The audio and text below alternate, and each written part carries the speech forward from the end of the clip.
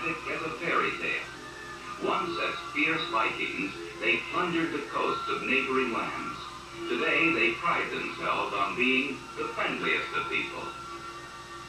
From castles to cottages, an air of enchantment hangs over this northern wonderland. Even the villages seem as enchanted as though some sorcerer had lulled its inhabitants to sleep for 1,000 years. Water, water everywhere. Seas, fjords, and lakes provide both sustenance and recreation. Lacking great area, all available land has been placed under cultivation. Industrious is the key word for the people of this small nation. They have organized their agriculture and husbandry on a cooperative basis, developed their own strains of pork and beef, and have become the world's largest exporter of meat products. And what would a smorgasbord be if someone didn't take time to supply the eels? Danish ecclesiastical architecture is among the most beautiful of Europe. Their unique round churches once also served as fortresses. Funen, the island where Hans Christian Andersen was born, honors the memory of the master teller of tales. Hans Christian Andersen himself once said that the best fairy tales are not made up of anything. They just pop up and say, "Here I am." Danish villages, too, are so magical that they seem to have just happened that way, as if they were made of candied plums and brown sugar instead of wood and stone.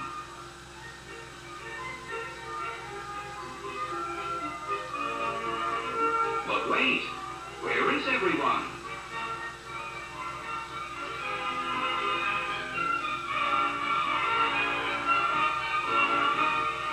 What could be more festive than a good old-fashioned country wedding with all the trimmings?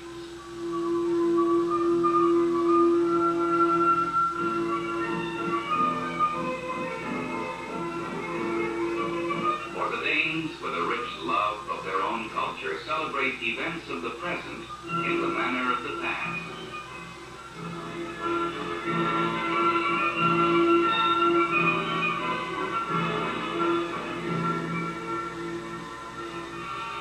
Storks nest on the roofs of happy homes. And apparently do their job well. The skillful craft of lace-making is an ancient Danish art. Denmark proper is made up of a peninsula and over 500 islands. So whatever route you take to its capital city, it will probably be by water. All bridges lead to Copenhagen.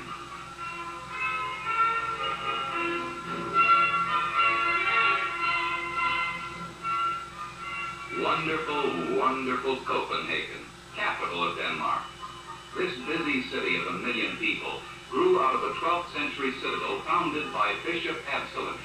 Its unique character has been 800 years in the making. Once a medieval city, it has been destroyed twice in its long history by fires, and once by a bombardment. A city to wander in.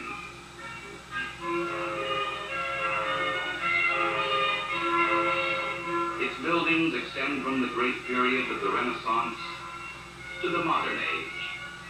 Copenhagen has successfully retained its character and charm while making the transition to a modern metropolis.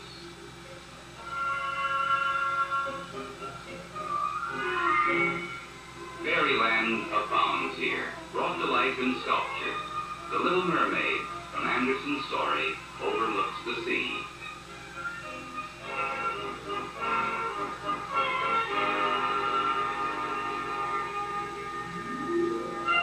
Copenhagen is truly the city by the sea. Canals run right along the streets here, so that one can journey into the center of the city by boat.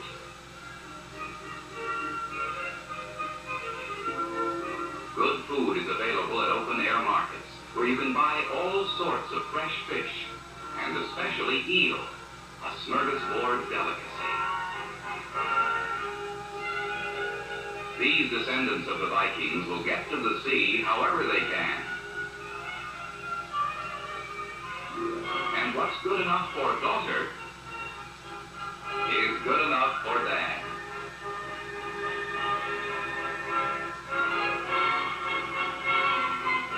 In this striking city by the sea, the fairy tales of the modern world have come true, as well as those of the old. Modern styling and elegance are as much at home here as the castles of the Renaissance. Could this be Danish modern?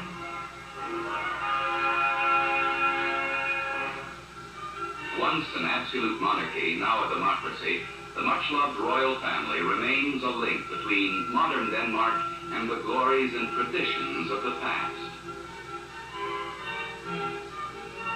The Danish flag, called the Dannebrog, dates from 1219 and is the oldest national flag in the world. Pageantry, music, and gaiety are a Danish tradition. Tivoli Gardens, built on the site of the city's old ramparts, over 100 years old, and still one of Copenhagen's choicest pleasure spots. Here, young and old, native and visitor, while away the summer months in a living fairyland.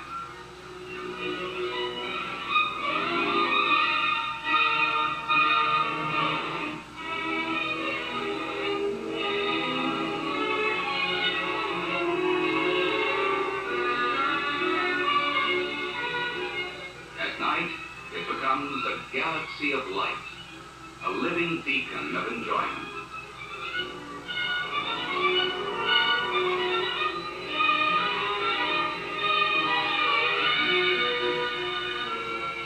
It is a perpetual world of entertainment and make-believe, a land for the young, where in a country 1,000 years old, the people have remained young at heart.